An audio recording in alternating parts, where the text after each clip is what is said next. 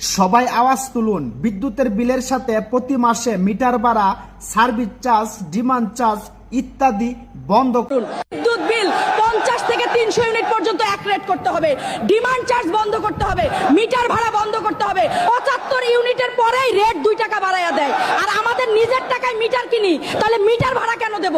Demand charge আবার কিসের?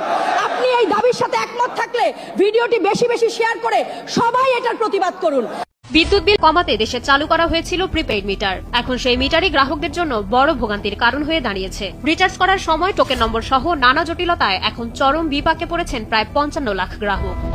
সবচেয়ে বড় সমস্যাটি দেখা দিয়েছে রিচার্জের টোকেন নম্বর নিয়ে। আগে যেখানে 20 ডিজিটের নম্বর দিয়ে রিচার্জ করা যেত, এখন সেখানে 200 থেকে 300 সংখ্যার বিশাল এক টোকেন। আমার আগে 3000 টাকা মাসে আসতো, এখন আছে 8000 টাকা। দেখেন, মানে পল্লী বিদ্যুতের বিল যারা লেখে এবং বিলের কাগজ যারা দিয়ে আসে, তারা রিজাইন দিতে গেছিল পল্লী বিদ্যুৎ অফিসে।